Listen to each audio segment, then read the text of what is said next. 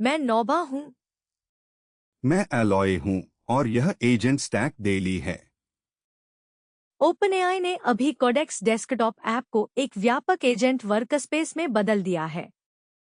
यह वेबएमसीपी के जरिए वेबसाइट टूल खोज सकता है, कई रिपॉजिटरी में बदलावों की समीक्षा कर सकता है, लिनक्स पर मूल रूप से काम कर सकता है और एप्पल मैसेज भेजने से पहले पूछता है। इसका मतलब है कि कोडिंग, ब्राउजिंग, सहयोग और संचार एक ही सतह में आ रहे हैं।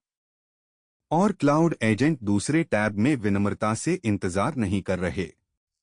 ग्रोकबॉट कई एजेंटों को एक साझा परसिस्टेंट कंप्यूटर देता है, जिसमें फाइलें, ब्राउजर स्टेट और लॉगिन शामिल हैं, ताकि वे लैपटॉप बंद होने के बाद भी रिसर्च, चालान और फॉलोअप संभाल सकें।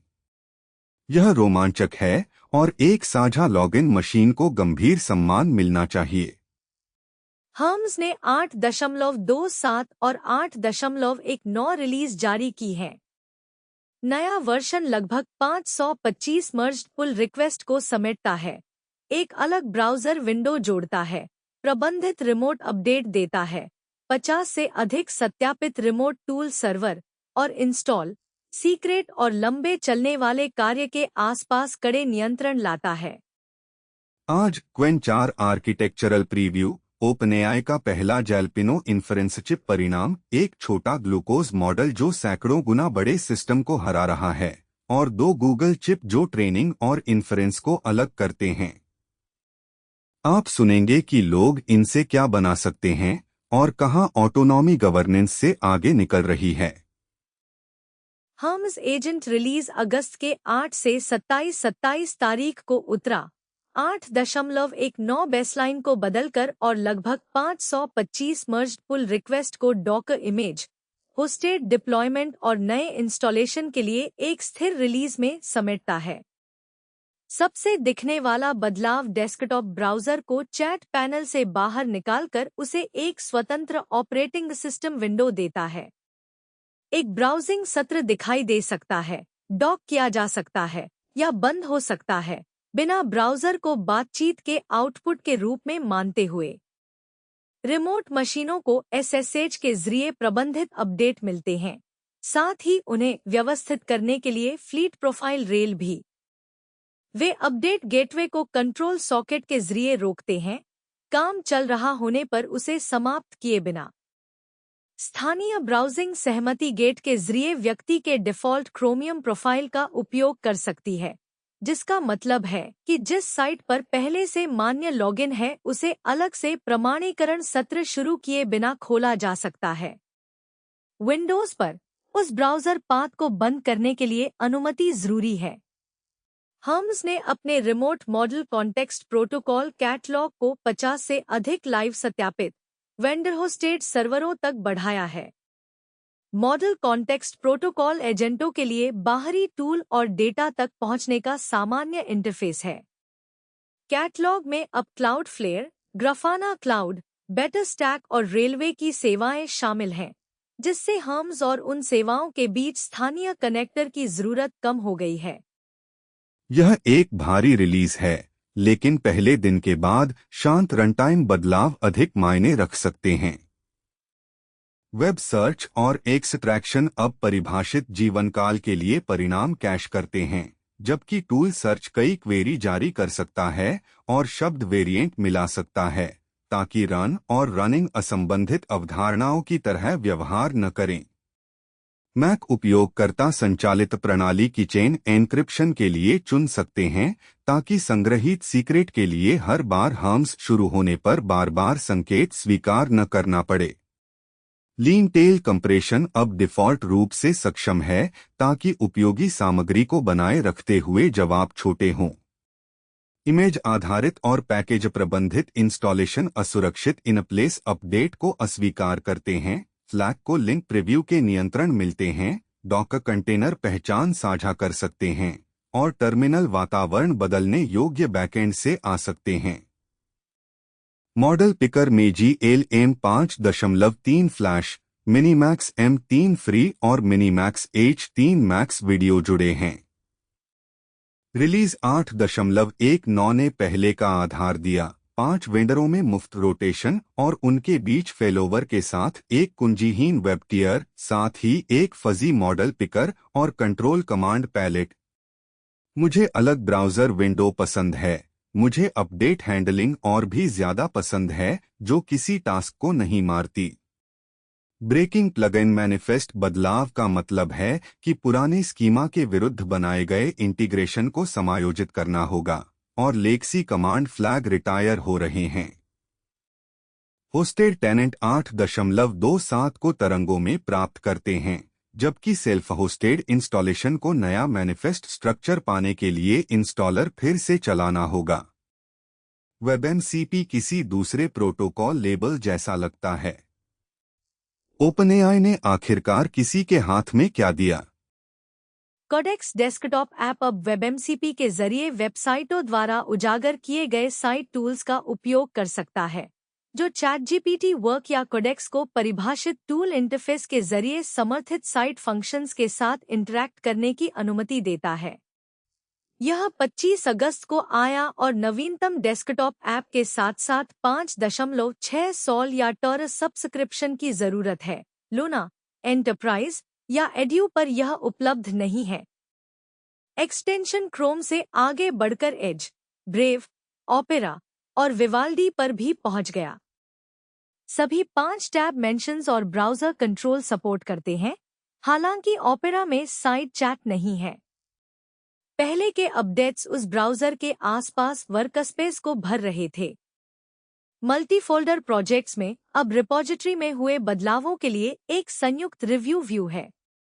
यह एक मतलबपूर्ण सुधार है जब कोई एप्लीकेशन, शेयर्ड लाइब्रेरी और डिप्लॉयमेंट कॉन्फ़िगरेशन अलग-अलग रहते हैं, लेकिन एक साथ बदलते हैं। जनरेट की गई इमेज में कमेंट्स और रिफाइनमेंट के लिए फोकस्ड और कैनवस व्यू आए। Browser history, address bar search, चुना हुआ क्रोम टेक्स्ट, यूट्यूब सवाल और राइट क्लिक आस्क चैटजीपीटी सभी यूजेबल कॉन्टेक्स्ट बन गए, जबकि ब्राउजिंग हिस्ट्री एक्सेस वैकल्पिक रहता है। और लिनक्स अब खिड़की से झांकता नहीं रहा। 11 अगस्त का प्रीव्यू उबंटू, डेबियन और फेडोरा पर X64 और ARM64 में समर्थन करता है, जो उन डिस्ट्रीब्यूशन जो नेटिव पैकेज फॉर्मेट्स उम्मीद करती हैं। App Claude Code, Claude Cowork और कर्सर जैसे terminal based AI coding agent से instructions, settings, skills, plugins, projects और हालिया काम इंपोर्ट कर सकता है, इंपोर्टेड मटेरियल के वैकल्पिक अपडेटिंग के साथ। मैकओएस पर Apple messages plugin ChatGPT work या कोडेक्स से ही अप्रूवल के बाद मैसेज भेज सकता है। शेयर्ड स्नैपशॉट्स कोडेक्स थ्रेड्स की रीड ओनली व्यू ऑफर करते हैं, हालांकि ओपनएआई चेतावनी देता है कि उसका सीक्रेट पैटर्न रिडैक्टर संवेदनशील डिटेल्स छूट सकता है।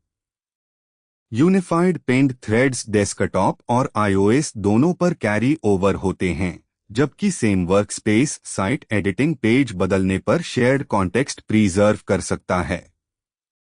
तो हाँ, ऐप एक क्रॉस प्लेटफॉर्म एजेंट वर्कस्पेस बन रहा है, लेकिन लोकल डेवलपमेंट कॉन्टेक्स्ट के बगल में शेयर बटन अभी भी सावधानी से दूसरी नजर लेने योग्य है। ग्रोक बॉट एक अलग XAI एजेंट प्रोडक्ट है, सामान्य ग्रोक चैट के अंदर एक बटन नहीं। यह 11 अगस्त को अर्ली बीटा में आया और 26 अगस्त को फिर से एक्सेस विस्तारित हुआ। कोई व्यक्ति कई बॉट्स बना सकता है, उनसे सहकर्मियों की तरह मैसेज कर सकता है, उन्हें शेयर्ड थ्रेड्स में डाल सकता है और एक से दूसरे में काम हस्तांतरित कर सकता है। एक उपयोगकर्ता के सभी बॉट्स एक persistent cloud computer, files, browser state और ऑथेंटिकेटेड सेशंस साझा करते हैं।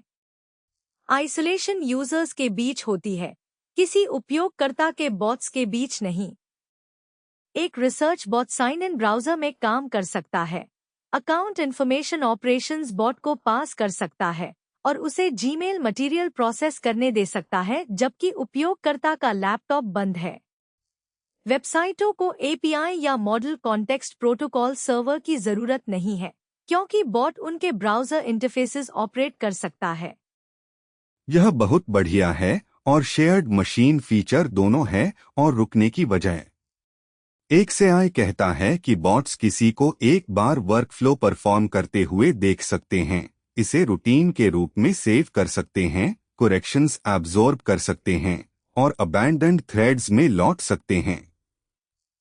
क्लाइंट्स मैक X64, विंडोज 10 और 11 मशीन्स प्लस आईफोन और आईपैड को कवर करते हैं। XAI एंड्रॉयड सूचीबद्ध नहीं करता। सबसे कम एंट्री पॉइंट $20 मासिक कर्सर प्रो पर है। सुपर ग्रोक 30 से शुरू होता है। हायर कर्सर, सुपर ग्रोक और टीम प्लान्स भी क्वालिफाई करते हैं और बॉट यूसेज सामान्य ग्रोक या कर्सर अलाउंसेस से अलग है। XAI ट्रांजिट में और at rest encryption, training opt out, sensitive actions के लिए ऑटोमेटिक रिव्यू और एंटरप्राइज कंट्रोल्स जो data loss prevention, certificates, proxies और नेटवर्क्स को कवर करते हैं, सूचीबद्ध करता है। एंटरप्राइज एक्सेस अभी भी वेटलिस्ट ओनली है। वे कंट्रोल्स मायने रखते हैं क्योंकि एक कंटिन्यूअसली लॉग्ड इन एजेंट उसके नेम टास्क से कहीं अधिक का सामना कर सकता है। ऑलवेज रनिंग तभी बेहतर है जब एजेंट सही स्टेट याद रखता है, बाउंड्रीज का सम्मान करता है और एक समझने योग्य ट्रेल छोड़ता है। एक शेयर्ड क्लाउड कंप्यूटर बॉट्स के बीच कोलैबोरेशन को फ्लूइड बनाता है, लेकिन उनकी रीच केंद्रित करता है। ग्रोक बॉट लोगों से एजेंट्स को डिस्पोजेबल चैट सेशंस नहीं, एक कंप्यूटर के ऑनगोइंग ऑक्यूपेंट्स मानने को कहता है। यह बहुत बड़ा रिश्ता है। अलीबाबा ने क्वेन 4 को बिना चेक पॉइंट क्वेन 4 कहे प्रीव्यू किया। तो क्वेन 3.8 फ्लैश नेक्स्ट वास्तव में क्या है? यह क्वेन टीम का एक multi modal mixture of experts model है और अगली पीढ़ी का आर्किटेक्चरल प्रीव्यू है। मिक्सचर ऑफ एक्सपर्ट्स का मतलब है कि नेटवर्क का सिर्फ एक हिस्सा हर इनपुट पर काम करता है। मॉडल में 125 बिलियन पैरामीटर का बैकबोन है, 51 बिलियन पैरामीटर की एंग्राम एम्बेडिंग टेबल है और एक 4 बिलियन पैरामीटर का मॉड्यूल है जो कई टोकन आगे का अनुमान लगाता है। अलीबाबा कुल को 180 बिलियन पैरामीटर बताता है, लेकिन प्रति टोकन सिर्फ 6 बिलियन सक्रिय होते हैं। यह छोटा सक्रिय स्लाइस इसकी दक्षता दावे को चलाता है। चेकपॉइंट टेक्स्ट और विजुअल मटेरियल को हैंडल करता है, जबकि इसकी 10 लाख टोकन संदर्भ क्षमता लंबे दस्तावेजों, कोडबेस और विस्तारित एजेंट कार्य को लक्षित करती है। एंग्राम टेबल असामान्य टुकड़ा है। यह मॉडल को छोटे बार बार आने वाले पैटर्न के लिए समर्पित मेमोरी देता है, बजाय इसके कि मुख्य नेटवर्क हर स्थानीय संबंध को फिर से खोजे। अलीबाबा गेटेड डेल्टा नेट को स्पार्स अटेंशन के साथ भी जोड़ता है, कुशल सीक्वेंस ट्रैकिंग को चुनिंदा लंबी दूरी के कनेक्शन के साथ जोड़ता है। गेटेड रेजिडुअल पाथ ट्रेनिंग के दौरान जानकारी के प्रवाह को बदलते हैं और म्यूऑन ऑप्टिमाइजर पारंपरिक अपडेट स्टेप को बदलता है। अलीबाबा कहता है कि ट्रेनिंग लागत क्वेन 3.7 प्लस के लगभग 9वें हिस्से तक गिर गई। यह नंबर अलीबाबा से आता है, तो यह दावा है जब तक बाहरी काम इसे दोबारा नहीं बनाता। और कुशल का मतलब आकस्मिक लैपटॉप छोटा नहीं है। FP8 चेकपॉइंट लगभग 173 गिगाबाइट्स पर कब्जा करता है। FP8 मेमोरी कम करने के लिए 8 बिट नंबरों के साथ मॉडल वेट स्टोर करता है। फिर भी यह गंभीर सेल्फ होस्टिंग के लिए डेटा सेंटर ग्राफिक्स प्रोसेसर्स की ओर इशारा करता है। 6 बिलियन सक्रिय पैरामीटर सर्विंग को कुल आकार से सस्ता बना सकते हैं, लेकिन मेमोरी फुटप्रिंट महत्वपूर्ण बना हुआ है। यह क्वेन 4 की दिशा का एक चलने योग्य प्रीव्यू है, तैयार परिवार के प्रदर्शन का प्रमाण नहीं। टाटा कम्युनिकेशंस कहता है कि जब इसके पीछे की सिस्टम असंबद्ध रहती है, तो अधिक कन्वर्सेशनल AI जोड़ना ग्राहक सेवा को ठीक नहीं कर रहा है। गौरव आनंद, जो कंपनी के ग्लोबल कस्टमर इंटरैक्शन स्वीट का नेतृत्व करते हैं, तर्क देते हैं कि एंटरप्राइजेज ने AI को लीगेसी कस्टमर एक्सपीरियंस सॉफ्टवेयर से जोड़ा है जो लीनियर ह्यूमन डायरेक्टेड राउटिंग के लिए बनाया गया था। ह्यूमन रिप्रेजेंटेटिव्स अब एआई जो पहले से कह चुका है उसका पुनर्निर्माण कर रहे हैं। कौन सी सिस्टम्स को छुआ और ग्राहक क्या हासिल करने की कोशिश कर रहा था। एक चतुर असिस्टेंट दूसरी साइलो बन जाती है अगर यह सपोर्ट कन्वर्सेशन देखती है लेकिन उसके पीछे के ट्रांजैक्शन, पॉलिसी, आइडेंटिटी या जर्नी को नहीं। आनंद कहते हैं कि बाधा डेटा प्राप्त करने से साझा एंटरप्राइज कॉन्टेक्स्ट बनाने की ओर स्थानांतरित हो गई है। एक काम करने वाली समझ जो identity, interaction, transaction, policy, operational system और ह्यूमन स्टाफ को जोड़ती है। ऑटोनोमस एजेंट्स उस अंतर को छुपाना कठिन बनाते हैं क्योंकि वे रियल टाइम में जानकारी का आदान प्रदान करते हैं और शायद तब कार्य कर सकते हैं जब तक कोई व्यक्ति गायब संदर्भ को इकट्ठा करे। यह सच लगता है। उनका निष्कर्ष है कि ऑर्केस्ट्रेशन अब अलग-थलग ऑटोमेशन के एक और दौर से ऊपर है। सादे अंग्रेजी में, कंपनियों को अपनी मौजूदा बुद्धिमत्ता को सिस्टम में समन्वय करने की जरूरत है ताकि ग्राहक सीमाओं का अनुभव न करें। यह आइडेंटिटी रेजोल्यूशन, संदर्भ परतों और एजेंट समन्वय को सिर्फ चैटबॉट मॉडल को बदलने से ऊपर रखता है। यह अच्छी सेवा कैसी दिखती है, इसे भी बदलता है। एक ग्राहक को असफल डिलीवरी, पहले का वादा और अकाउंट हिस्ट्री को दोहराना नहीं चाहिए क्योंकि 3 एजेंट्स में से प्रत्येक ने एक अलग टुकड़ा विरासत में लिया। आनंद एक वेंडर एग्जीक्यूटिव हैं, तो यह तटस्थ मार्केट मेजरमेंट नहीं है।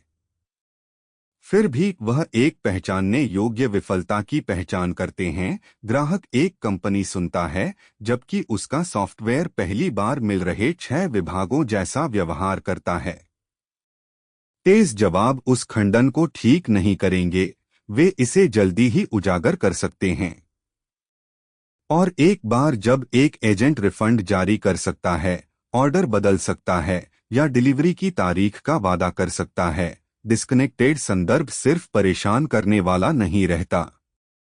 यह एक ग्राहक से जुड़े ऑपरेशनल दायित्व बन जाता है। एक एजेंट को सिक्योरिटी रिव्यूज मिलता है। 10 एजेंट एक दूसरे को कॉल करना शुरू कर देते हैं। यह कितनी जल्दी एक अलग समस्या बन जाता है? बहुत जल्दी, क्योंकि संभावित संबंध एजेंट गिनती से तेजी से बढ़ते हैं। एक support request classifier, customer record agent, policy agent और फुलफिलमेंट एजेंट से गुजर सकती है जब तक कोई व्यक्ति इसे देखता है। हर ट्रांसफर में अथॉरिटी, संदर्भ और निहित अनुमोदन होता है। एक और एजेंट कई मौजूदा एजेंट्स और सिस्टम से जुड़ सकता है, कई रास्ते बनाता है, न कि एक नया लिंक। एजेंट्स को अलग अलग देखना फ्लीट के साथ क्या करता है उसे मिस कर सकता है। एक लो प्रिविलेज एजेंट ब्रॉडर एक्सेस वाले को कॉल कर सकता है, जो तीसरे सिस्टम को ट्रिगर करता है। किसी ने जानबूझकर पहले एजेंट को अंतिम क्षमता नहीं दी, फिर भी चेन ने इसे बनाया। बाद में जांचकर्ता अलग-थलग लॉग देख सकते हैं, लेकिन यह पुनर्निर्माण करने के लिए संघर्ष करते हैं कि 3 हॉप्स डाउनस्ट्रीम पर एक कार्रवाई क्यों हुई। गवर्नेंस को नामित घटकों के साथ साथ पहुंचने योग्य रास्तों का भी हिसाब रखना होगा।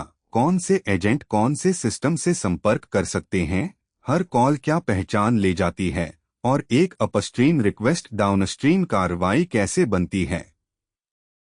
वन टाइम अप्रूवल रिकॉर्ड खराब हो जाते हैं क्योंकि डिप्लॉयमेंट टूल्स और परमिशन बदलते हैं। अगर स्वामित्व हर एजेंट की सीमा पर रुकता है तो उनके बीच की जगह अनोन्ड इंफ्रास्ट्रक्चर बन जाती है।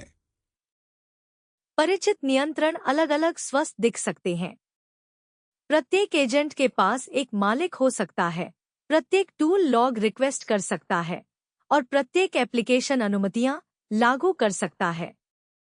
संयुक्त श्रृंखला फिर भी एक अनपर्यायी परिणाम दे सकती है क्योंकि कोई भी घटक पूरा रास्ता नहीं देखता। डुप्लीकेट रिकॉर्ड अलग अलग हो सकते हैं जब एजेंट मूल संदर्भ के बजाय सारांश पास करते हैं, जिससे डाउनस्ट्रीम कार्रवाइयां संपीड़ित या पुरानी जानकारी पर आधारित रह जाती हैं। लिक्विड एआई ने पिपेट जारी किया, जो फोन, लैपटॉप और अन्य उपकरणों पर मॉडल की परफॉर्मेंस मापने के लिए एक खुला स्रोत बेंचमार्किंग स्विट है। मॉडल कार्ड अक्सर सर्वर क्लास स्थितियों और उदार संख्यात्मक सटीकता में गुणवत्ता रिपोर्ट करते हैं। एक बार जब मॉडल संपीड़ित हो जाता है, एक मोबाइल रनटाइम के पीछे रखा जाता है और वास्तविक प्रोसेसर और मेमोरी सिस्टम द्वारा सीमित होता है, तो वे प्रमुख आंकड़े बहुत कम भविष्यवाणी कर सकते हैं। पिपेट मॉडल क्वांटाइजेशन रनटाइम और डिवाइस को एक संयुक्त प्रयोग के रूप में मानता है। क्वांटाइजेशन का मतलब है कम बिट्स में मॉडल के नंबरों का प्रतिनिधित्व करना, मेमोरी काटना और अक्सर गुणवत्ता के संभावित नुकसान पर स्पीड बढ़ाना। यह ट्रेड चिप्स और सॉफ्टवेयर में बदलता है। एक मॉडल जो सर्वर पर पूर्ण सटीकता पर सबसे अच्छा दिखता है, वह एक फोन के लिए संपीड़ित होने के बाद एक छोटे प्रतिस्पर्धी से हार सकता है। लिक्विड एआई ने एक स्वतंत्र पद्धति मान्यकर्ता के रूप में आर्टिफिशियल एनालिसिस के साथ साझेदारी की।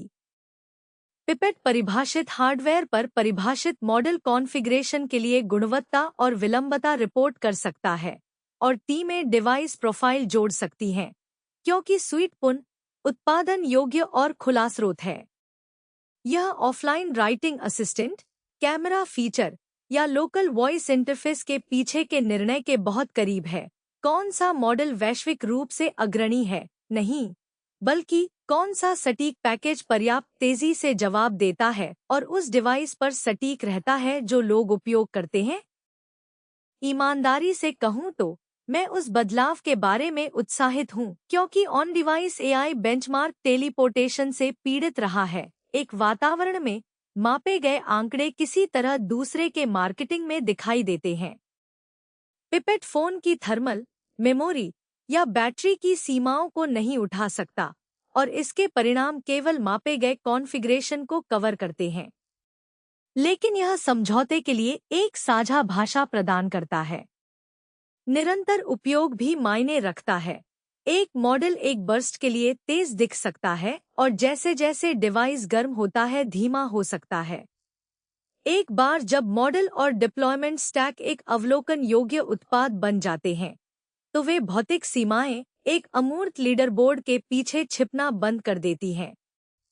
यह डिवाइस विकल्पों को सरल नहीं बनाएगा, कम से कम यह उन्हें वास्तविक बनाता है। टीमें निरंतर रन की भी तुलना कर सकती हैं, न कि केवल एक एकल ठंडे डिवाइस बर्स्ट की। ओपनएआई कहता है कि जैलपिनो उद्योगअग्रणी इंफरेंस स्पीड और पावर एफिशिएंसी देता है। पहले आंकड़ों से हम कितना निष्कर्ष निकाल सकते हैं? हम यह निष्कर्ष निकाल सकते हैं कि ओपनएआई का कस्टम इंफरेंस चिप डिस्क्लोज्ड परफॉर्मेंस परिणाम उत्पन्न करने के बिंदु तक पहुंच गया है। इंफरेंस वह कंप्यूटेशन है जो तब उपयोग किया जाता है जब एक प्रशिक्षित मॉडल एक उत्तर उत्पन्न करता है। यह हर चैटबॉट जवाब, कोड पूर्णता, छवि व्याख्या और स्वचालित सारांश के पीछे छिपा आवर्ती खर्च है।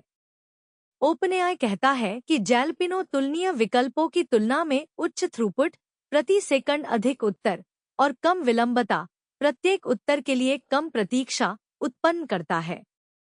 वे परिणाम 25 अगस्त को प्रकाशित हुए, जो आंतरिक सिलिकॉन डिजाइन करने के बहुवर्षीय प्रयास का पहला ठोक सत्यापन था। लेकिन वे ओपनएआई के माप हैं, इसलिए मैं उद्योगअग्रणी को तब तक तय नहीं मानता जब तक स्वतंत्र बेंचमार्क वर्कलोड को परिभाषित नहीं करते और तुलना को पुनः उत्पन्न नहीं करते। चिप परिणाम मॉडल के आकार, संख्यात्मक प्रारूप, बैचिंग, मेमोरी मूवमेंट और एक साथ आने वाले ट्रैफिक के साथ नाटकीय रूप से बदल सकते हैं। एक अनुकूल आंतरिक वर्कलोड स्वचालित रूप से हर बाहरी अनुप्रयोग की भविष्यवाणी नहीं करता। जो पहले से स्पष्ट है वह यह है कि ओपनएआई चिप क्यों चाहता है। ट्रेनिंग को बड़ी कैपिटल स्पेंडिंग की सुर्खियां मिलती हैं, लेकिन इन्फ्रेंस हर बार तब दोहराई जाती है जब कोई प्रोडक्ट का उपयोग करता है। प्रति सर्वर ज्यादा रिस्पॉन्सेज या प्रति रिस्पॉन्स कम वॉट्स मार्जिन्स को विशाल स्केल पर सुधार सकते हैं। यह आगे चलकर प्राइसिंग, रिस्पॉन्स स्पीड या उन मॉडल्स के आकार को प्रभावित कर सकता है जिन्हें ओपनएआई इकोनॉमिकली सर्व कर सकता है। सर्विंग स्टैक का ज्यादा हिस्सा ओन करने से ओपनएआई को कैपेसिटी प्लानिंग और आउटसाइड एक्सेलरेटर रोड मैप्स पर लेवरेज मिलता है। अगले यूजफुल डिस्क्लोजर्स यह हैं कि जेलपिनो इंटरनल है या नहीं, क्या चैट जीपीटी या एपीआई ट्रैफिक इस पर चलती है, और यह इंडिपेंडेंटली कंपैरेबल कंडीशंस में कैसा प्रदर्शन करता है। First silicon results real progress है। ये अभी पब्लिक विक्ट्री लैप नहीं है। गूगल रिसर्च और University of New South Wales Sydney ने ग्लूकोएफएम बनाया, कंटिन्यूअस ग्लूकोज मॉनिटर डेटा के लिए एक फाउंडेशन मॉडल, जिसमें केवल 7,20,000 पैरामीटर्स हैं। 14 कोहॉर्ट और टास्क इवैल्यूएशंस में इसने precision recall area under the curve पर 18.8 का औसत दर्ज किया, एक स्कोर जो तब यूजफुल होता है जब इम्पोर्टेंट इवेंट्स ऑर्डिनरी रीडिंग से कम कॉमन होती हैं। इसने गलुफोमा को हराया जिसमें 135 मिलियन पैरामीटर्स हैं, और मोमेंट को जिसमें 385 मिलियन पैरामीटर्स हैं। वे कॉम्पिटिटर्स लगभग 190 और 535 गुना बड़े हैं। यही तरह का टाइनी मॉडल रिजल्ट है जो अटेंशन अर्न करता है। कंटिन्यूअस ग्लूकोज मॉनिटर्स हर कुछ मिनट में एक रीडिंग प्रोड्यूस करते हैं, लेकिन ट्रेस स्लो बायोलॉजिकल ड्रिफ्ट और शॉर्ट स्पाइक्स को मिलाता है जो मील्स, एक्सरसाइज, मेडिकेशन, स्ट्रेस और अन्य इवेंट्स के कारण होते हैं। ग्लूकोएफएम किसी एक जनरल सीक्वेंस मॉडल को स्केल के माध्यम से सब कुछ अनटैंगल करने पर प्रेशर नहीं डालता। यह ट्रेस को एक स्लो फिजियोलॉजिकल स्ट्रीम और एक ट्रांसिएंट इवेंट स्ट्रीम में अलग करता है, उन्हें डिस्टिंक्ट पाथवेज के माध्यम से एनकोड करता है और फिर उन्हें कॉम्बाइन करता है। यह पहले सेल्फ सुपरविजन के माध्यम से अनलेबल्ड ग्लूकोज ट्रेसेस से सीखता है, पर्टिकुलर प्रेडिक्शन के लिए एडेप्टेशन से पहले रिकरिंग स्ट्रक्चर्स एब्जॉर्ब करता है। यह मायने रखता है क्योंकि मेडिकल लेबल्स महंगे हैं, कोहोर्ट्स अलग हैं, और ग्लूकोज डेटा नॉइजी और हाईली इंडिविजुअल है। ठीक है, साइज कंपैरिजन चौंकाने वाला है, लेकिन मैं एक बेंचमार्क विन को क्लिनिकल रेवोल्यूशन में बदलने से बचूंगा। ग्लूकोएफएम एक रिसर्च प्रोटोटाइप है जिसकी कोई announced regulatory clearance, public programming interface, open weights या डिवाइस पार्टनरशिप नहीं है। यहाँ कोई मेडिकल डिसीजन ऑथोराइज नहीं है। जो इसके चैलेंजेस वह यह अजम्पशन है कि एक बायोमेडिकल फाउंडेशन मॉडल को लैंग्वेज मॉडल स्केल इनहेरिट करना होगा। जब डिजाइन बायोलॉजिकल प्रोसेसेस को उसी तरह अलग करता है जैसे डेटा बिहेव करता है, hundreds of millions of generic parameters come useful हो सकते हैं जितना कि फिजियोलॉजी के चारों ओर शेप्ड एक स्मॉल मॉडल। एक मॉडल इतना कॉम्पैक्ट आखिरकार कंटिन्यूअस एनालिसिस को सेंसर के पास या कॉन्स्ट्रेन्ड हेल्थ हार्डवेयर के अंदर रखना आसान बना सकता है, लेकिन published evaluation research performance establish करता है, क्लिनिकल डिप्लॉयमेंट नहीं। वीजा एक फ्रेमवर्क है जो विजन मॉडल्स को ट्रेन करने के लिए उपयोग किए जाने वाले इंस्ट्रक्शंस को इम्प्रूव करता है। यह एक इमेज की जांच करता है, उन रिक्वायरमेंट्स को रिमूव करता है जिन्हें वेरीफाई नहीं किया जा सकता, स्टोर्ड एग्जाम्पल्स से नए कंस्ट्रेंट्स प्रपोज करता है, और कैंडिडेट टास्क्स को एक्सेक्यूटेबल टूल्स प्लस एक लैंग्वेज मॉडल से स्ट्रक्चर्ड जजमेंट्स का उपयोग करके चेक करता है। तो यह ज्यादा सिंथेटिक मटेरियल प्रोड्यूस करता रहता नहीं है। सही है। जब टारगेट विजन मॉडल फेल होता है, फ्रेमवर्क वीकनेस डायग्नोज करता है और उसके आसपास लेटर ट्रेनिंग मटेरियल डिजाइन करता है।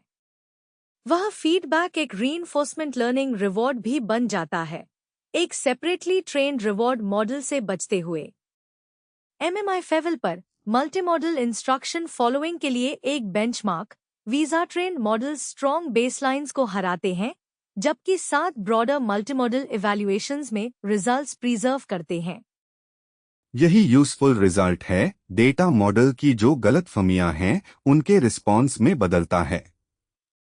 यह असिस्टेंट्स को शार्पर बना सकता है, जिनसे कहा जाता है कि वे एक इमेज इंस्पेक्ट करें, कई कॉन्स्ट्रेंट्स का पालन करें और ब्रॉडर विजुअल एबिलिटी को ट्रेड अवे किए बिना एक प्रेसाइज फॉर्मेट रिटर्न करें। जेनरेटेड इंस्ट्रक्शंस अभी भी ऑटोमेटिकली ट्रस्टवर्दी नहीं हैं, लेकिन फेलियर डायग्नोसिस करिकुलम और ट्रेनिंग सिग्नल दोनों बन जाती है।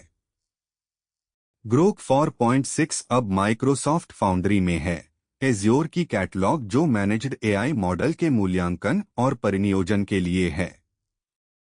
यह XAI के फ्लैगशिप को प्रतिस्पर्धी फ्रंटियर सिस्टम के साथ एक ही एंटरप्राइज खरीद और इंफ्रास्ट्रक्चर सतह पर रखता है। इसकी 5 लाख टोकन की कॉन्टेक्स्ट विंडो है और 4 रीजनिंग प्रयास सेटिंग्स हैं, कम, मध्यम, उच्च और एक्स्ट्रा हाई। XAI इसे लंबे समय तक चलने वाले एजेंटों, coding system, engineering Copilot, research assistant, enterprise automation और इंटरैक्टिव विजुअल वर्क के लिए पोजीशन करता है। कॉन्टेक्स्ट विंडो बड़े कोड या डॉक्यूमेंट के बड़े भाग रख सकती है, लेकिन क्षमता अकेले हर टोकन में उपयोगी अटेंशन की गारंटी नहीं देती। फाउंड्री तुलना को आसान बनाती है क्योंकि संगठन एज़्योर में अन्य कैटलॉग मॉडल के बगल में ग्रोक रख सकते हैं, पूरी तरह से अलग परिनियोजन पथ बनाने के बजाय। और वह वितरण दूसरे बेंचमार्क चार्ट जितना ही मायने रख सकता है। मैनेज्ड एंडपॉइंट एंटरप्राइज कंट्रोल, खरीद संबंध और गवर्नेंस सतहों से मेल खाते हैं जो ग्राहक पहले से एज़्योर में उपयोग करते हैं। ग्रोक बॉट XAI का परसिस्टेंट कंप्यूटर दाव है। फाउंड्री पर ग्रोक 4.6 मॉडल सप्लाई दाव है। एक एजेंट्स को एक निरंतर मशीन देता है, जबकि दूसरा कंपनियों को एक मैनेज्ड मॉडल एंड पॉइंट देता है। ये बहुत अलग ट्रस्ट निर्णय हैं, भले ही दोनों पर ग्रोक का नाम हो। वे विकल्प व्यवहार में अलग किए जा सकते हैं। एक कंपनी परसिस्टेंट बॉट को लॉगिन कंप्यूटर दिए बिना ग्रोक का मॉडल चाह सकती है, या वह दोनों को अलग अलग ट्रस्ट स्तरों पर चाह सकती है। फाउंड्री प्रोक्योरमेंट फ्रिक्शन कम करती है, अनसर्टेनिटी नहीं। क्वालिटी, लेटेंसी, डेटा हैंडलिंग और इकोनॉमिक्स अभी भी वर्कलोड पर निर्भर करते हैं। लेकिन XAI ने एज़्योर आइडेंटिटी, बिलिंग, मॉनिटरिंग और परिनियोजन के आसपास पहले से मानकीकृत संगठनों में एक पारंपरिक रास्ता हासिल कर लिया है। यह एक मॉडल को एक दिलचस्प बाहरी विकल्प से कुछ ऐसा बदल सकता है जो एक मौजूदा टीम वास्तव में खरीद और संचालित कर सकती है बिना अलग इंफ्रास्ट्रक्चर आइलैंड बनाए। यह अंतर XAI के डेस्कटॉप एजेंट को उसके होस्टेड मॉडल के खिलाफ मूल्यांकन करते समय केंद्रीय है। प्रीफिक्स स्लाइडिंग लंबे मॉडल रीजनिंग की मेमोरी लागत को कम करता है ओरिजिनल इंस्ट्रक्शन प्लस सिर्फ हालिया टेक्स्ट की मूविंग विंडो को रखकर। तो मॉडल सोचता रहता है, लेकिन यह हर पहले के विचार को पीछे नहीं खींचता। बिल्कुल। जैसे जैसे मॉडल आगे बढ़ता है, पुराने इंटरमीडिएट स्टेप्स छोड़ दिए जाते हैं, जिससे कामकाजी मेमोरी पर एक सीमा लग जाती है, भले ही रीजनिंग चेन बढ़ती रहे। शोधकर्ता बिना रीट्रेनिंग के लगभग 3 गुना स्पीड इंक्रीज की रिपोर्ट करते हैं, जबकि एक्यूरेसी बनाए रखते हैं। समान पॉलिसी के साथ trend model 1 lakh reasoning step से अधिक विस्तारित हुए। इससे यह साबित नहीं होता कि हर छोड़ा गया विचार बेकार था। यह सुझाव देता है कि बहुत सारा मिडल हिस्ट्री तब योगदान देना बंद कर देता है जब मॉडल आगे बढ़ जाता है। लंबे समय तक चलने वाले एजेंट वर्तमान में हर स्टेप के माध्यम से बढ़ते कॉन्टेक्स्ट को ले जाने के लिए बार बार भुगतान करते हैं, इसलिए एक स्थिर हालिया विंडो मेमोरी प्रेशर कम कर सकती है। ट्रेड सेलेक्टिव फॉरगेटिंग है। एक प्रारंभिक डिस्कवरी अभी भी मायने रख सकती है जब यह विंडो से बाहर हो जाए। Open web UI release 11 tool calls के लिए एक मानव अप्रूवल गेट जोड़ता है। क्योंकि यह लोकल AI सिस्टम में उपयोग होने वाला एक सेल्फ होस्टेड इंटरफेस है, अटैच्ड टूल्स एक बातचीत को एक्शन में बदल सकते हैं। एक एडमिनिस्ट्रेटर इस क्षमता को सक्षम करता है और एक बातचीत ऑटोमेटिक एग्जीक्यूशन से एक ऐसे मोड में स्विच हो सकती है जहां हर रिक्वेस्टेड टूल कॉल अलाउ या डिनाय किसी निर्णय का इंतजार करता है। व्यक्ति बटन या कीबोर्ड शॉर्टकट द्वारा जवाब देता है, एक बार में एक कॉल। आखिरकार, एक लोकल इंटरफेस शब्दों से एक्शन की छलांग को एक विजिबल इवेंट के रूप में मान रहा है। जब कोई बातचीत में वापस आता है तो चुनाव याद रखा जाता है। डॉक्यूमेंटेड क्षमता जानबूझकर संकीर्ण है। एडमिनिस्ट्रेटिव लेवल सक्षमता, प्रतिबातचीत मोड और प्रतिकॉल निर्णय। यह वर्क स्पेसिफाइड पॉलिसी इंजन होने का दावा नहीं करता। संकीर्ण होना ठीक है।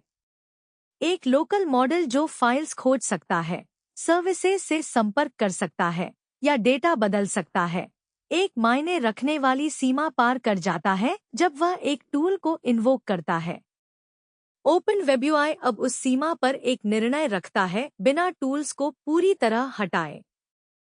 वही बातचीत विश्लेषण के लिए उपयोगी रह सकती है जब तक एक संवेदनशील एक्शन एक व्यक्ति का इंतजार कर रहा है। यह अलगाव तब विशेष रूप से मूल्यवान है जब एक मॉडल कई कॉल्स प्रस्तावित करता है और केवल एक अनुमति योग्य है। मैं दोहराए गए क्लिक्स को पूर्ण गवर्नेंस के साथ नहीं मिलाऊंगा। एक हानिकारक रिक्वेस्ट अभी भी अप्रूव हो सकती है और अप्रूवल इस बारे में कुछ नहीं कहता कि अंतर्निहित टूल सुरक्षित रूप से डिजाइन किया गया है या नहीं। लेकिन स्पष्ट सहमति साइलेंट एग्जीक्यूशन को कम संभावित बनाती है और मानव इरादे को दूसरे सिस्टम तक पहुंचने से पहले एक्शन को इंटरप्ट करने का स्पष्ट अवसर देती है।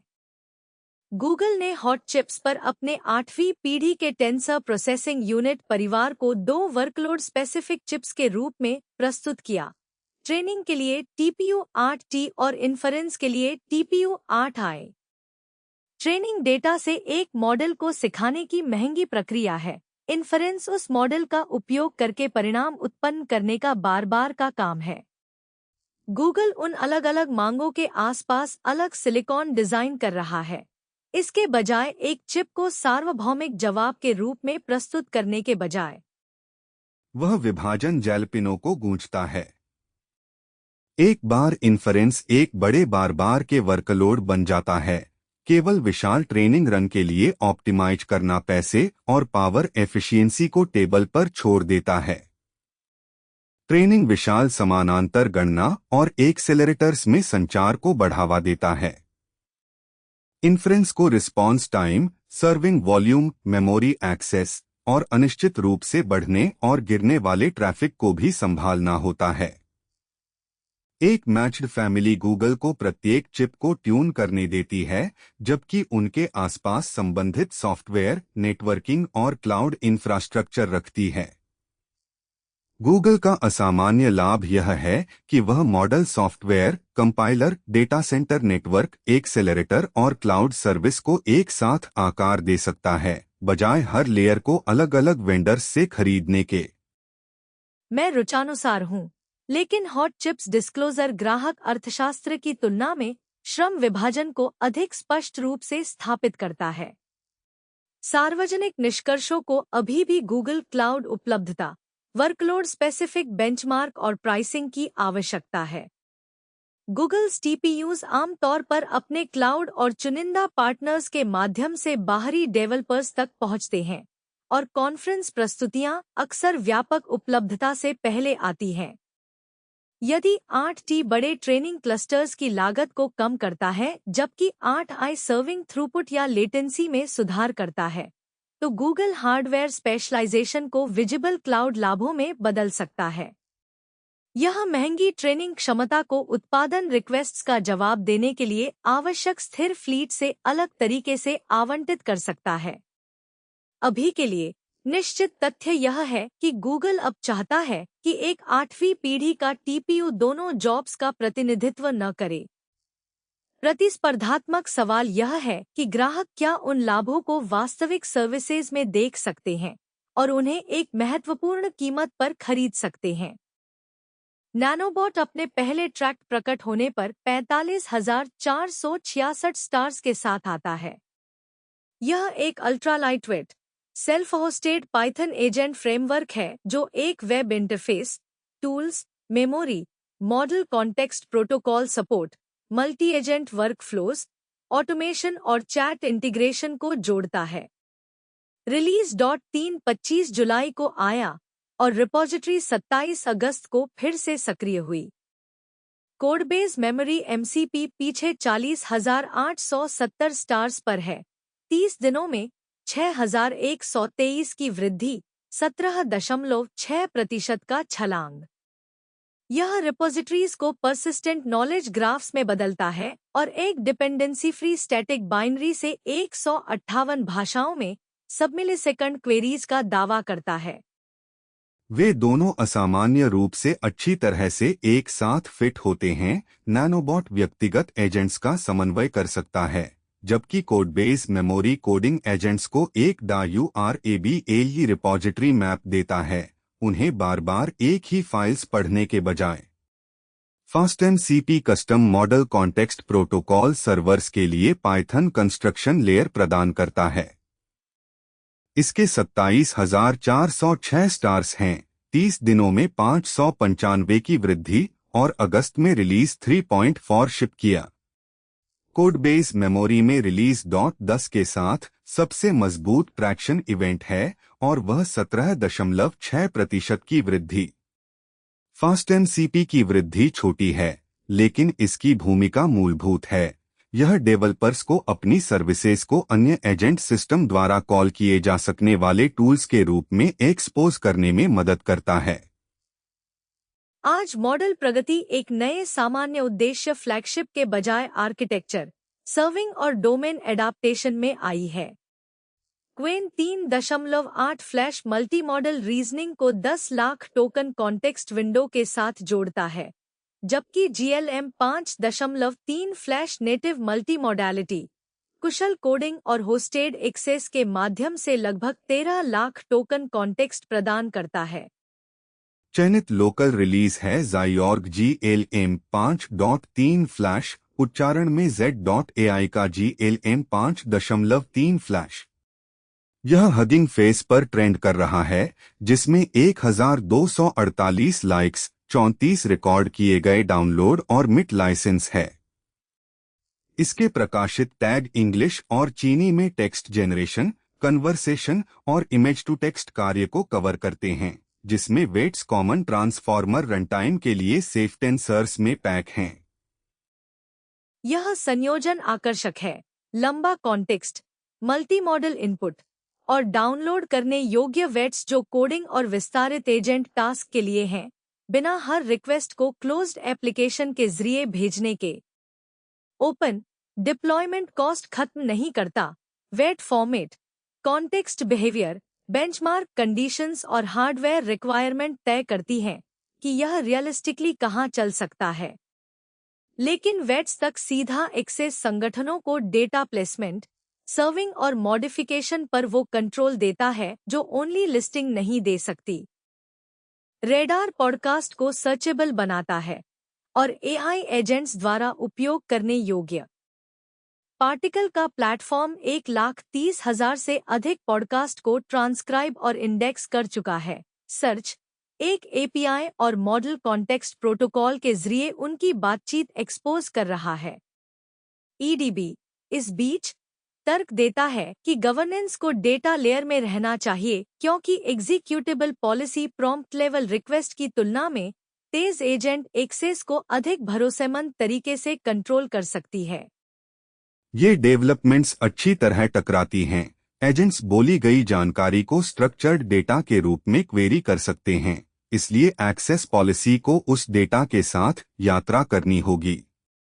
परप्लेक्सिटी का पोर्टेबल कंप्यूटर लोकल मॉडल्स, एक हैरनेस, कनेक्टर्स और NVIDIA DGX स्पार्क पर ऑपरेटिंग सिस्टम एनफोर्स्ड सैंडबॉक्स को कंबाइन करके एग्जीक्यूशन को कवर करता है। लोकल स्टेप्स में कोई पर टोकन चार्ज नहीं होता, जबकि सैंडबॉक्स उन स्टेप्स के आसपास एक परिभाषित बाउंड्री प्रदान करता है जिसे वो छू सकते हैं। जिन स्रोतों, स्पेसिफिकेशंस, प्रोजेक्ट पेजेस और सपोर्टिंग डिटेल्स के बारे में हमने बताया, वो सब tobyonfitnesstech.com पर शो नोट्स में देखें।